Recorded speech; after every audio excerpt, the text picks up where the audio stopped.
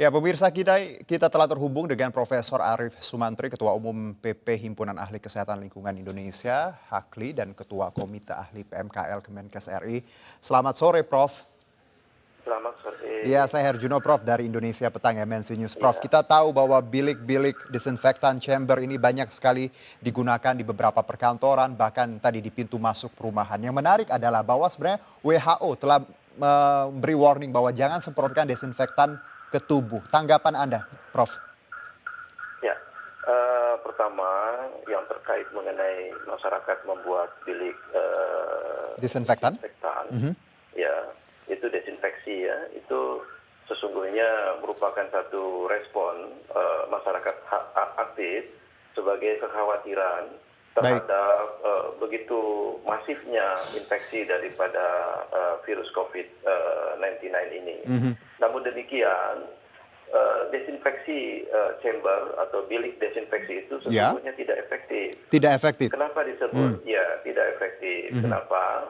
Karena memang desinfeksi sendiri tujuan mulianya adalah untuk memberikan lapisan zat kimia pada satu objek atau benda Baik. hingga terbentuk residu. Hmm. Sehingga kalau zat itu terdiri dari zat-zat yang sangat toksis terhadap Oke. mikroorganisme, Mhm. bisa jadi itu akan menimbulkan juga toksis pada manusia dan lingkungan. Oke. Boleh jadi sebagian yang sering saya tanyakan itu menggunakan hidrogen peroksida, Mhm. ada juga kemudian hipoklorit, sodium perklorit. Iya. Itu Klorin adalah juga ya, zat-zat yang, Prof? iya, Mhm. ya betul. Mhm. Itu sangat berbahaya, baik itu terhadap iritasi maupun iritasi pernapasan maupun juga pada kulit.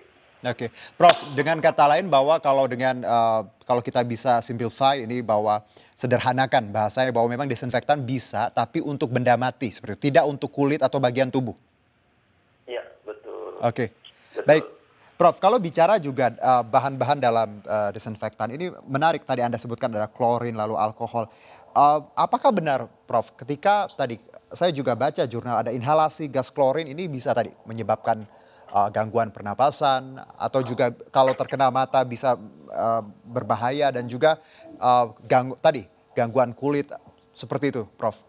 Ya, Betul sekali. Hmm, Jadi pada kondisi tertentu gas klorin itu akan bisa menimbulkan efek baik pada kontak poison, baik. respiratory poison, pernapasan, Mhm.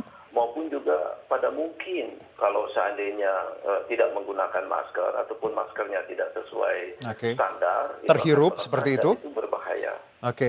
Ya, Oke. Baik, ya. Prof. Juga kalau kita tahu desinfektan sebenarnya kalau untuk tubuh kita tahu ada beberapa brand di luar yang malah bisa dicampurkan dengan air dan bisa dibuat untuk mandi. Nah, lalu apakah ini solusi ketika bahwa masyarakat boleh membuat bilik atau chamber disinfektan ini, tapi asalkan tadi desinfektannya yang memang eh, ramah untuk kulit dan memang sudah direkomendasikan bukan ada campuran alkohol dan klorin, tapi tadi memang yang biasa digunakan sehari-hari yang kita tahu, saya tidak bisa menyebutkan brandnya, tapi ada beberapa brand disinfektan yang memang dicampur dengan air untuk digunakan uh, se- tadi dalam campuran untuk mandi seperti itu, Prof.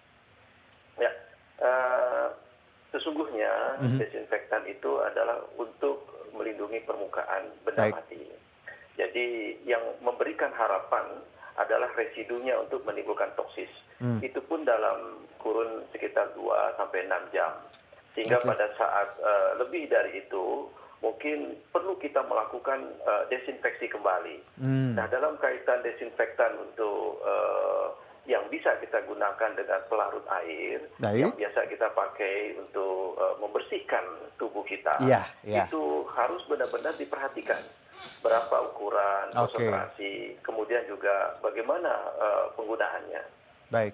Jadi rasionya ya, Prof ya. Betul, Harus di betul, betul. takarannya nah, Prof, dengan Ya. adanya bilik-bilik yang sudah ada di perkantoran, yang sekarang masih digunakan juga ada di pintu-pintu masuk perumahan, apa yang kita bisa lakukan ketika kita tahu bahwa, ini sebenarnya disinfektan tadi untuk kulit, tidak efektif untuk tubuh seperti itu, hanya untuk benda-benda mati. Apakah kita bisa tadi, kadang kan kita juga tidak bisa menolak, Prof, apakah kita punya hak untuk bertanya dan tadi memberikan bahwa ini sebenarnya tidak direkomendasikan seperti itu, Prof?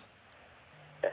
Pertama dalam situasi seperti ini kita memahami Oke, bahwa masyarakat mempunyai responsif terhadap kekhawatiran. baik. Namun demikian peran pemerintah, peran organisasi profesi dalam hal ini HAKLI, Himpunan Ahli Kesehatan Lingkungan Indonesia, itu berperan untuk menyampaikan kepada masyarakat hal yang terkait paling pokok adalah pada kebersihan. Baik Oke. sekarang kita ketahui dengan adanya infeksi COVID ini, masyarakat mulai untuk kembali bagaimana cara hidup yang bersih dan Baik. saniter. Oke. Cuci tangan pakai sabun. Bahkan banyak orang pulang dari kantor tidak akan menjumpai istri dan keluarga sebelum dia mengganti pakaian. Itu adalah sudah menjadi sebuah bentuk yang lebih baik dibandingkan kita melakukan desinfeksi, tapi berulang-berulang, dan itu sesungguhnya ada residu yang bisa menimbulkan pengaruh karsinogen pada tubuh kita. Oke, dengan kata lain bahwa sebenarnya bilik desinfektan ini pelengkap seperti itu. Yang paling utama adalah tadi tetap menjaga kebersihan, cuci tangan, Betul. dan kalau pulang langsung mandi seperti itu ya Prof. Tidak boleh Ya, berinteraksi atau duduk-duduk dulu ngobrol, tapi tadi ya, terapkan kebersihan tadi harus ketika masuk ke ya, rumah tadi sterilisasi ya, pribadi seperti itu. Nah Prof, kami ya, juga punya pertanyaan nih Prof dari em, saudara-saudara kita yang sedang menyaksikan di rumah. Yang pertama ini dari ya, Rizky Prof. Di rumah ya, saya baik di rumah dan di jalan rutin disemprotkan disinfektan. Ini seberapa efektif untuk virus itu mati? ya. Sesungguhnya Mhm. yang menjadi efektif itu adalah penggunaan daripada desinfektan yang tepat. Yang tepat, Dengan oke. yang tepat, ya. Jadi kalau kita ingin menanyakan tentang desinfektan, itu yang paling pokok adalah zat apa yang terkandung sesuai dengan apa yang ada di dalam Permenkes 27 tahun 2017. Di situ pemerintah telah memberikan tentang pencegahan penyakit infeksi, dan kemudian juga mempunyai satu petunjuk Oke, jenis-jenis yang terkait apabila kita salah di dalam menggunakan dan juga salah di dalam melakukan pengukuran. baik. Selanjutnya Prof, ini juga dari Mul, ini ada pertanyaan. Ini seperti yang sebelum saya juga sudah tanyakan, namun kita butuh lagi penegasan. Apa yang harus kita lakukan ketika pulang ke rumah selepas berpergian, Prof? Ya, Mhm. yang pertama kita harus sebelum bertemu dengan keluarga, kita membersihkan pakaian kita, lalu kemudian kita segera memisahkan pakaian yang kita pakai itu ke dalam satu tempat, Oke, dan kemudian kita mencuci tangan, dan sebaiknya yang paling terbaik adalah kita membersihkan dengan mencuci tubuh kita dengan deterjen, baik. karena itu adalah cara yang paling baik, karena sesungguhnya virus yang melekat di dinding karena tangan dengan perantara kemudian kita masuk ke dalam mulut dan sebagainya, itu secara tidak langsung kalau kita bersih, maka Oke. secara umum itu akan menjadi preventif. Oke, Prof, ini pertanyaan saya juga, Ya, Prof, terkait disinfektan. Prof, apakah semua sabun, saya pernah baca jurnal bahwa sebenarnya ya sabun antiseptik memang sangat dianjurkan, diutamakan. Tapi semua sabun yang kita kenal ini apakah memang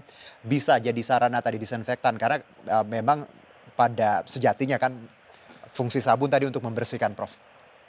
ya.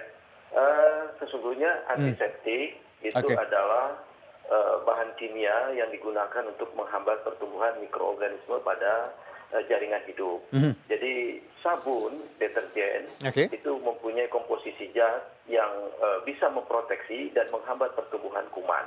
baik. Sehingga dengan memakai secara rutin dan teratur, dengan cara yang benar, cuci tangan pakai sabun, Oke. 6 langkah, Mhm. itu sesungguhnya akan menjadi bagian yang preventif, Oke. menjadi bagian yang efektif untuk bisa melakukan pencegahan level 2 dari sanitasi total berbasis masyarakat. Oke, oke, menarik bahwa ya kita banyak tahu bahwa masyarakat mungkin belum tahu bahwa sebenarnya semua sabun tadi bisa dijadikan sarana untuk desinfektan ya Prof, karena intinya tadi bisa meluruhkan virus dengan tadi Ya, mencuci tangan. Nah Prof, ya, menarik juga bahwa ketika kita masuk di chamber atau bilik disinfektan, ada beberapa yang iritasi seperti itu, ada yang beberapa merasa gatal kulit. Apa yang harus kita lakukan ketika kulit atau bagian tubuh kita sensitif? Apakah langsung dicuci, dibasuh atau diberikan krim inflamasi atau seperti apa Prof? ya. sama karena memang kulit dari masing-masing orang berbeda. Ya. Sehingga apabila terjadi satu interaksi dengan desinfeksi setelah melewati chamber tersebut, maka saran kami adalah segera dialur atau dibersihkan dengan air. Baik. Dan apabila sudah, kemudian dengan deterjen dan kemudian dilihat selama 10 menit apakah terjadi perubahan. Oke. Kalau seandainya kemudian menimbulkan iritasi berlanjut, maka itu perlu dilakukan konsultasi karena sesungguhnya ada beberapa zat yang pada kondisi tertentu kepada orang yang sangat rentan dengan kondisi kulitnya itu akan bisa menimbulkan gangguan. Oleh Baik. sebab itu saya juga melihat di beberapa tempat dengan disinfection chamber ini bukan sesuatu hal yang kemudian langsung kita katakan masyarakat salah, bukan. Oke. Tapi sesungguhnya itu adalah bagian daripada responsif masyarakat menjadi bagian terhadap upaya preventif, akan tetapi ada hal yang perlu kita luruskan dari desinfeksi chamber itu sendiri. Baik, jadi sebenarnya langkah yang sudah banyak diambil baik itu Ya. instansi dan masyarakat di perumahan masing-masing adalah langkah yang perlu kita apresiasi. Tapi akan Dan lebih mungkin, baik lagi. ya, Aha. ya. Aha. Dan mungkin yang paling pokok itu adalah social distancing. Oke. Social distancing, physical distancing. Mhm. Karena sebagian dengan adanya sepekan yang sudah berlalu, Ya. ini masyarakat sudah mulai ada perubahan, peningkatan di beberapa wilayah. Social distancing ini terasa seperti suasana lebaran. Namun demikian juga masih ada pada titik kumpul tertentu. Titik kumpul karena aktivitas kantor, titik kumpul karena memang ada kegiatan ekonomi. Sehingga oleh sebab itu, untuk mengatasi social distancing ini efektif, juga physical distancing ini efektif, harus ada satu kebijakan dari pemerintah untuk memberikan subsidi pada masyarakat yang mengalami dampak atau masyarakat terdampak dari pembatasan aktivitas ekonomi karena social distancing. Saya melihat kemarin sudah banyak itu tulisan-tulisan, beberapa warung Tegal sudah menyediakan bagi para ojol dan para masyarakat informal untuk makan dengan gratis. Dan ini memberikan satu rasa bahwa suasana ini ditunjukkan kebersamaan. Betul. Apabila kita mendengarkan pentahelik, wahai pemerintah sudah begitu berupaya, wahai pengusaha, bagaimana saat untuk mendapatkan empatik masyarakat dengan saat di mana kita memberikan satu kontribusi yang sama untuk tidak lagi melihat bahwa pada saat usaha ini mencari untung. Betul. Begitu juga kepada media. Dengan cara seperti ini, masyarakat di seluruh Indonesia itu akan mengetahui bahwa apa yang sudah dilakukannya bukan persoalan salah atau benar, tapi adalah persoalan yang harus diluruskan tentang cara yang efektif untuk tidak menimbulkan gangguan maupun juga masalah di kemudian hari pada masyarakat. Betul, Bro. Baik, jadi memang pada dasarnya message-nya tetap tadi jaga kesehatan, ya, cuci tangan sebelum menyentuh apapun dan juga social distancing ini harus diterapkan dan tadi jiwa sosial saling bantu ini harus terus digalakan ya Prof. Karena situasi ini memang sulit tapi kita yakin ketika kita saling membantu at least untuk siapa yang di sebelah kita orang tua ataupun tetangga ini akan menjadi nantinya akan menjadi gerakan major yang bisa menciptakan tadi perubahan yang lebih baik ya Prof ya.